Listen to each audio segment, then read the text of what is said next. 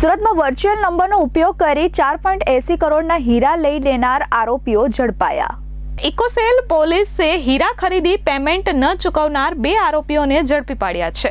Virtual મોબાઈલનો ઉપયોગ કરી સુરતના વેપારી પાસેથી હીરા ખરીદી પેમેન્ટ ન ચૂકવ્યું હતું। ઇકોનોમિક સેલ દ્વારા નિકુંજ આંબલિયા અને મિતુલ ગોટીની ધરપકડ કરવામાં આવી છે। આ બંનેએ સાથે મળી સુરતના હીરા વેપારીઓ સાથે 4 કરોડ 80 લાખથી વધુની છેતરપિંડી કરી હતી। આ ઈસમોએ દુબઈના બાયર બની વેપારી સંજય ગોટી પાસેથી 81 લાખનો ડાયમંડ ઓનલાઈન દુબઈ મંગાવ્યો હતો।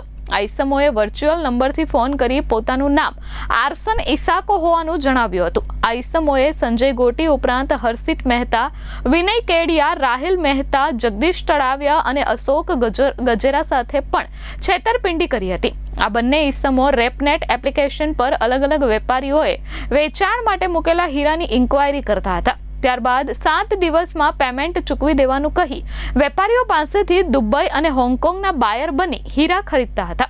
વેપારીઓને વિશ્વાસમાં લેવા બંને ઈસમો એક્સમીપીડિયા નામની વેબસાઇટ પરથી અમેરિકન કંપનીના કર્મચારીના ફોટો ડાઉનલોડ કરતા હતા। ત્યારબાદ વિદેશી કંપનીઓના નામે વર્ચ્યુઅલ નંબરથી ફોન કરી હીરા વેપારીઓ સાથે ઠગાઈ કરતા હતા। સુરત શહેર પોલીસની આર્થિક ગુના નિવારણ શાખા એની પાસે એક સ્પેસિફિક અરજી આવેલી હતી, જેમાં સુરત શહેરના 6 જેટલા જાણીતા જે બિઝનેસમેન છે એ લોકો પાસે અમેરિકન નંબર દ્વારા અમેરિકન કંપનીઓ અને અમેરિકન જે કંપનીના માલિકો અને એમના વ્યક્તિઓ છે એના નામ સાથે સંપર્ક કરીને એ લોકો પાસેથી હીરાની ડિલિવરી અલગ અલગ 7 જેટલા હીરાની ડિલિવરી આ 6 લોકો પાસેથી દુબઈ, બેંકોક, હોંગકોંગ ખાતે કરવામાં આવી હતી। અને આ 7 જેટલા હીરાની કિંમત ટોટલ $5,32,000 અમેરિકન ડોલર અને રૂપિયામાં ગણીએ તો 5 કરોડ જેટલા હીરાની કિંમત થાય છે।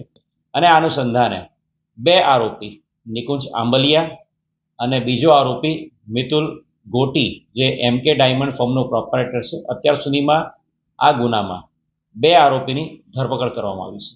એ આજથી 5 મહિના પહેલાં મે-જૂનમાં આખી આ કોન્સ્પિરસી કરવામાં આવી હતી, જે અનુસંધાને અલગ અલગ 5 થી 6 વ્યક્તિઓ, જેની અંદર મુખ્ય વ્યક્તિઓ ચેતન સુથાર અને અનુજ શાહ, આ 2 વ્યક્તિઓ મુંબઈથી આવીને સુરતમાં જે મિતુલ ગોટી અને નિકુંજ આંબલિયાને મળ્યા હતા અને સાથે સાથે અન્ય આરોપીઓને મળ્યા હતા।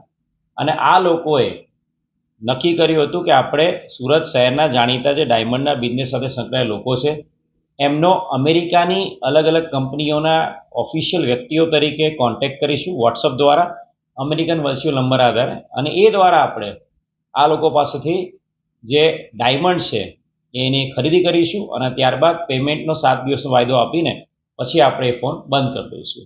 જે આરોપીઓ છે એમણે એક્ઝિમ્પીડિયા નામની વેબસાઇટ અને અલગ અલગ જે બીજી વેબસાઇટ પરથી અમેરિકન જે ડાયમંડ સાથે જોડાયેલી કંપની અને કંપની સાથે જોડાયેલા એમના એમ્પ્લોઈઝની ડિટેલ અને એમના ફોટોગ્રાફ્સ મેળવ્યા હતા।